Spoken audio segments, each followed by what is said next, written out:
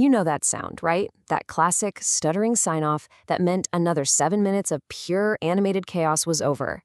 For so many of us, Looney Tunes was just, well, it was our Saturday morning ritual. But what if I told you that the punchline to a Bugs Bunny cartoon was actually written like centuries before he ever even asked, "What's up, Doc?" I mean, let's really dive into this. The legendary film critic Leonard Maltin says he owes a ton to these cartoons. Think about that. He argues they were so much more than just kid stuff. For millions of us, they were basically a cultural education, shaping how we see the world, how we get history, and yeah, even our sense of humor. And that's really the big question we're going to unpack today. We're about to hit rewind on history to track down this surprising, kind of rebellious and super satirical thread that connects an 18th century artist to a street kid in New York, and you guessed it, all the way to a wisecracking rabbit. So to kick things off, we really have to look past the falling anvils and the sticks of dynamite to see what these cartoons were really about. See, the animators over at Warner Bros., they weren't just making these cartoons for kids. Come on, they were making them for themselves, for other adults. Every single short was jam-packed with inside jokes and topical references to popular radio shows, to wartime events, even to big Oscar-winning movies.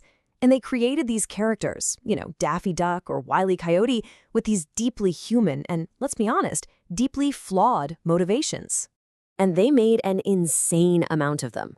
During what we call animation's golden age, from about 1930 to 1969, Warner Bros. Just cranked out over 1,000 of these shorts. It was like this massive cultural factory, pumping out some of the most memorable art of the entire 20th century. But that still leaves us with the big question. This anarchic spirit, right? This constant poking at anyone in charge. Where did it come from? Well, to find the answer, we have to leave the golden age of animation behind and jump back to the turn of the century.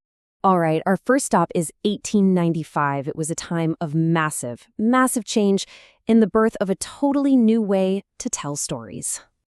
So let's meet the character who, for just a little while, was maybe the most famous kid in all of America. This guy right here is Mickey Duggan, but everybody knew him as the Yellow Kid. He was the star of this comic panel that was set in the loud, chaotic immigrant slums of New York City. And in this world full of industrial noise and conflict, this kid, with his goofy grin and little bits of wisdom printed right on his nightshirt, he kind of gave a voice to the city's underclass.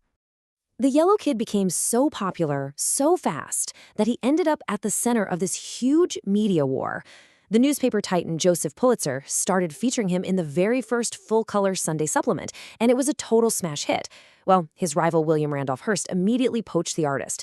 This led to a crazy battle for readers that was so over the top, the public started calling it the Yellow Press. And get this, that term we still use today for sensational news, it came directly from this cartoon character.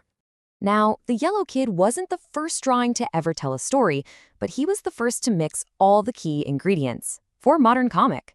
You had a recurring character people could actually follow week after week. He helped popularize text balloons for dialogue. He was published regularly for a massive audience. And he was the very first character to be merchandised on basically everything. Buttons, chewing gum, you name it. He literally created the blueprint. So, okay, the Yellow Kid gives us the form of the modern comic. But the idea behind it all, using a series of pictures to critique society, that idea is way, way older. And to find its roots, we've got to make one last jump back in time. So we're winding the clock back over 150 years, all the way to London in the 1730s, to meet the unlikely godfather of this whole rebellious tradition. His name was William Hogarth, and he was an artist who pretty much decided that painting flattering portraits of rich people was nowhere near as interesting as exposing their hypocrisy.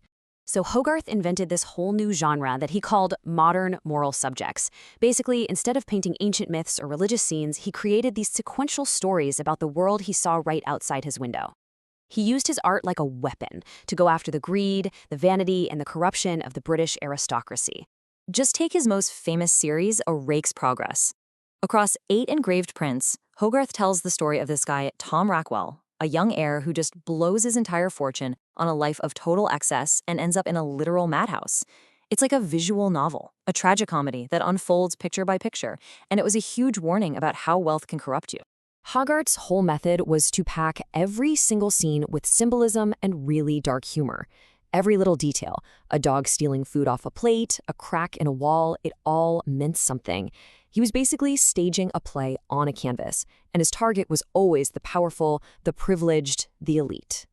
Okay, so now we can finally connect all the dots. We've jumped from the 1940s to 1895 all the way back to the 1730s. So let's trace this rebellious spirit all the way forward. Just look at this through line here. You've got Hogarth using prints to tell these moral stories that target the aristocracy. More than a century later, the Yellow Kid uses the newspaper to talk about urban chaos. Then, another 50 years after that, Looney Tunes uses the animated short to satirize, well, pretty much everything. Each one innovates the medium, but they all carry that same core idea, using drawings to critique the world. So it all kicks off right here, with Hogarth creating this visual language to punch up at the establishment, to basically say the emperor has no clothes with a paintbrush. And then, that exact same language gets adapted by the Yellow Kid, who uses it to make sense of the dizzying, often brutal reality of the new modern city for the average person. And finally, that whole idea evolves into the pure, joyful anarchy of Looney Tunes, where any figure of authority, doesn't matter if you're a hunter, a gangster, a Roman legionnaire, you're fair game for a stick of dynamite or a perfectly timed wisecrack. So what's the big takeaway here? From satirical prints to cartoons, what we have is a 300-year-old tradition of using so-called low art to ask some very, very high-stakes questions. These things were never just distractions. They were reflections of the times, and pretty often they were rebellions. Which really leaves us with one final thought. If a printmaker, a comic strip kid, and a cartoon rabbit could all use their art to question the world around them, who's doing it today? And maybe more importantly, what are they drawing?